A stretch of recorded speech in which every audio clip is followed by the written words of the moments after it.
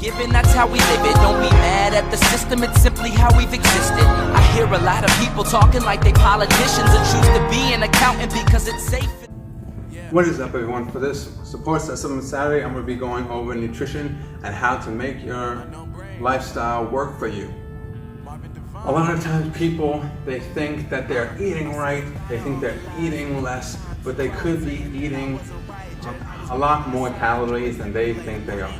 Or they could be thinking that they're eating enough to gain weight if that's their goal, and they're not eating enough to begin with. They could be thinking that, oh, I'm eating like 2,500 calories, but they might be eating only 2,000.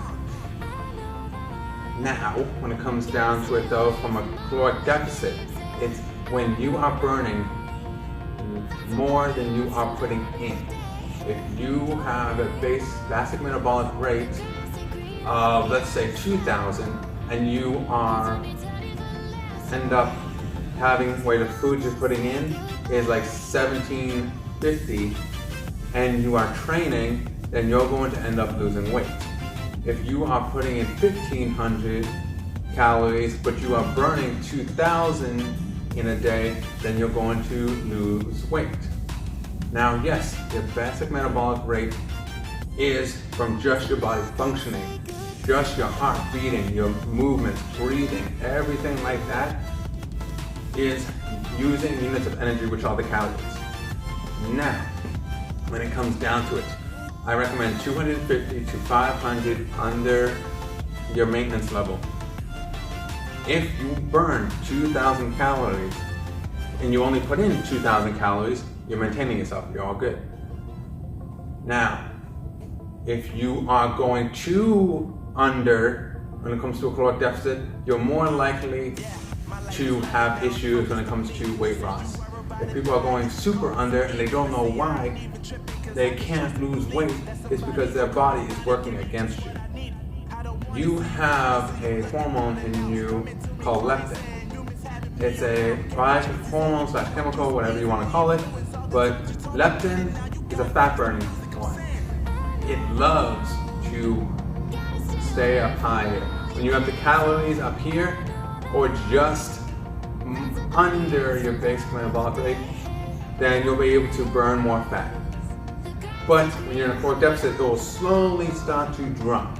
If you are on too much of a caloric deficit, it will drop way quicker, and it will hold on to as much fat on you as possible.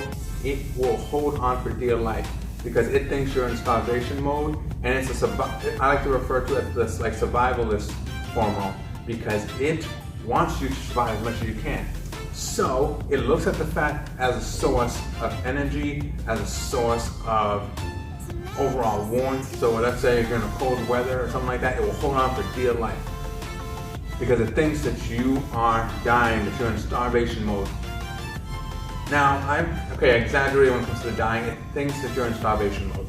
But when it comes down to it, if you are in a caloric deficit of 250 to 500, the likelihood of your leptin levels dropping drastically is low. Yes, it's going to eventually drop. And you'll notice that you have it, if you're in a caloric deficit, you'll notice that the first couple months you're doing great. And then you hit that wall. You don't know what's going on. You're in a caloric deficit. You're trying and trying and trying. And let's say you hit that wall and you decide, okay, I'm going to decrease it by 200 calories or 250 calories. And you notice it's just slowly going down. That is when you should have a cheat meal. Now, there's actually a couple studies that back this up. If you have a cheat meal, your leptin levels are like, oh, this is awesome. It goes back up. You're more likely to end up losing fat after that a lot more easier because your leptins are like, wow, they're not in starvation mode. This is awesome. I got all this energy I can use. And then it'll go from survivalist mode to sweet, this is awesome. And it's going to use that to help you burn more fat.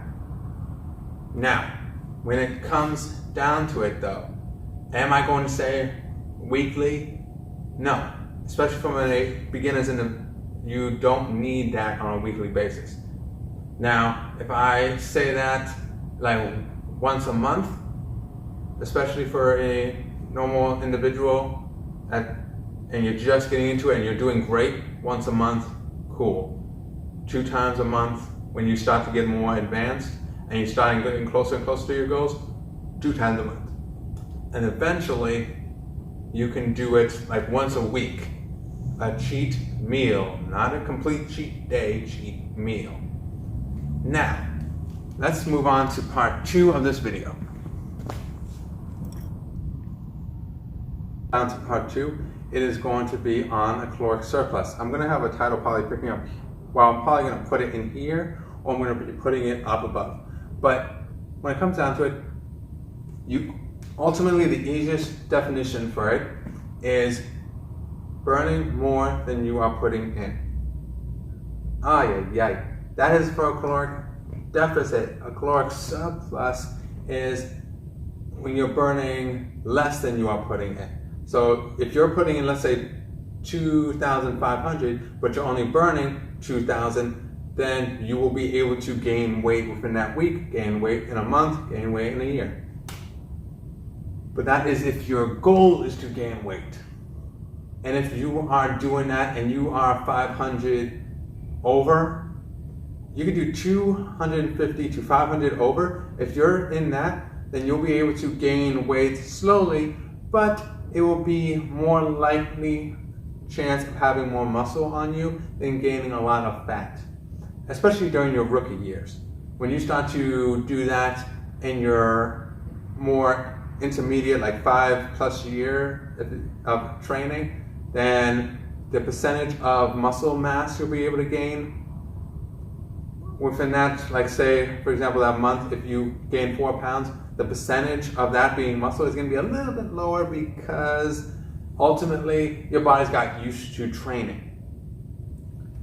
Now, it also take into account what is your workout routine, what is your nutrition plan, is it effective for you, and stuff like that.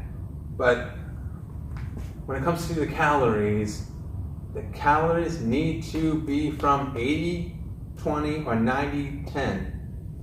So what I mean by that is 80% to 90% of your calories should be from nutrient-dense foods.